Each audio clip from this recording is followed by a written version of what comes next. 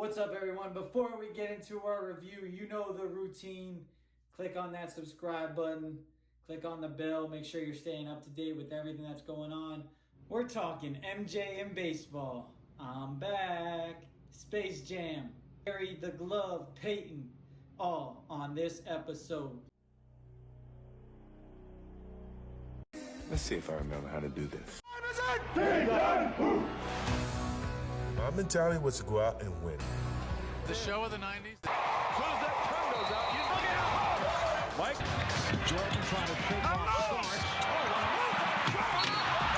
So episode 7 starts off with the Bulls facing off against the New Jersey Nets in the first round of the playoffs. Ends up in that first game, they take them to overtime. Bulls end up winning 96-93 and go on to sweep the Nets in 3 games. See in Michael Jordan's face that he's getting that same feeling that he had in 1993 when he was about to retire. I said, look, I'm about here. I was done.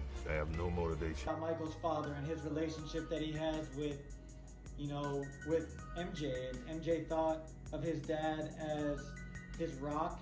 He was a strong influence on him. He was like his best friend. James Jordan, on July 23rd, goes missing. He was murdered. What effect would this have on MJ? A year earlier, he had always spoken to his dad about playing baseball. Where this happened to his dad, he decided to retire from basketball. The Bulls have confirmed that Michael Jordan will announce his retirement. Held a big press conference forward, with the whole baseball career. This is a bittersweet day. The word retire means you can do anything you want. It was his father's dream that he'd be a baseball player.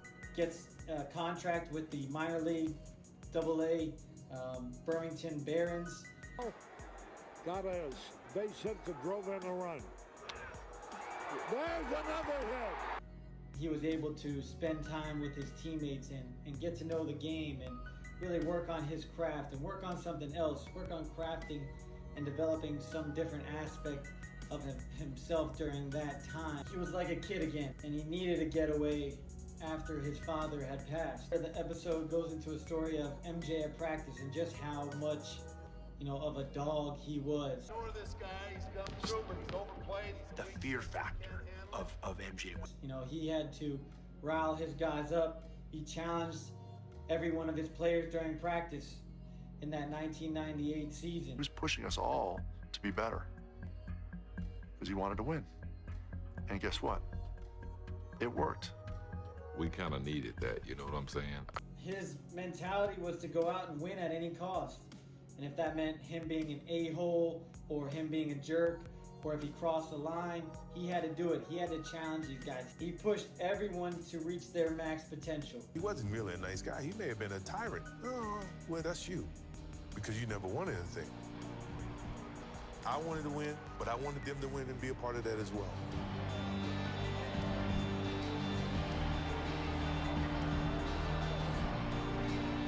And some people didn't respect that. Some people took that the wrong way. It is who I am. That's how I played the game. That was my mentality. Winning has a price. Leadership has a price. And he never asked his teammates to do something that he didn't do first. So in 1993, 1994, when MJ retired, Scottie Pippen stepped into his main role.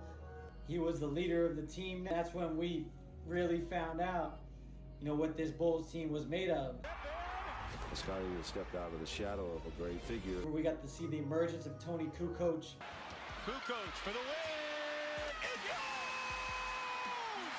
People were saying Phil Jackson had his best year of coaching. Triangle offense was really ran to perfection. Episode 8.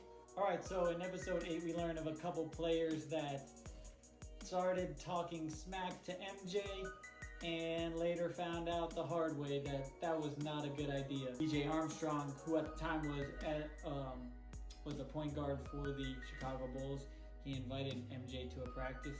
MJ attends the practice, and he attends a couple more practices, and the media gets word. Will the basketball great return to the Bulls? Found out through a press release The famous words, "I'm back." Now, when MJ returns to the Bulls are struggling. They're 34-31. They're not having the same success that they had the previous year. Mike was playing in the number 45 jersey, and in his 5th game against the Knicks. Got him in the air. Michael Jordan has 55. He had to work for them. And that is a high for the NBA this season. During that offseason, MJ starts filming for his movie Space Jam. Hey guys, look who's finally ready to play.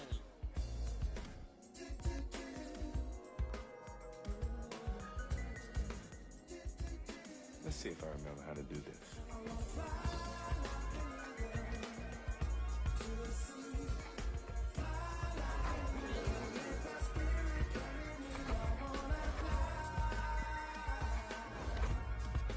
While they're on set, MJ actually has a dome built for him.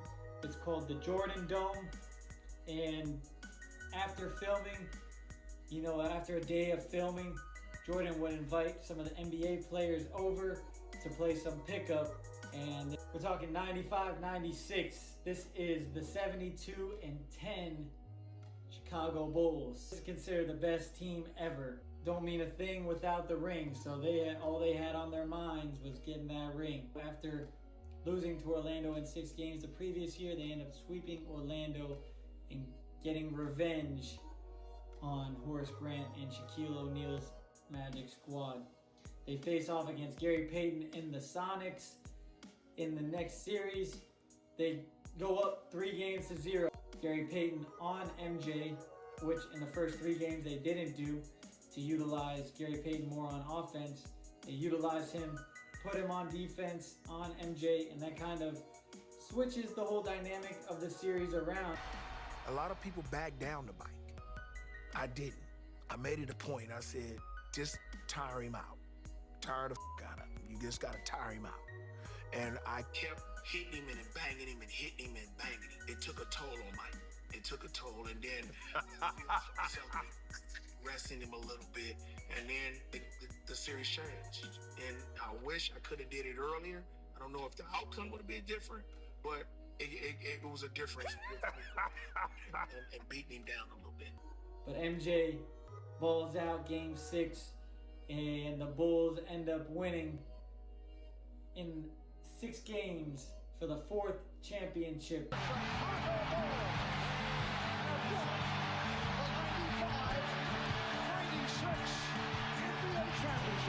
In the first championship without his father. I can't even put it in words.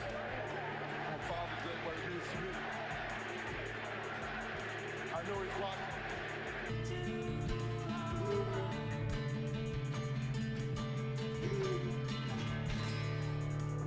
So pumped, so ready for episode number 9 and 10. We're finishing off these episodes strong here. Appreciate you guys watching. Make sure you guys like, subscribe, comment, and I'll see you next time for the last review. Coach Drew. A team that gave us the toughest time in the East.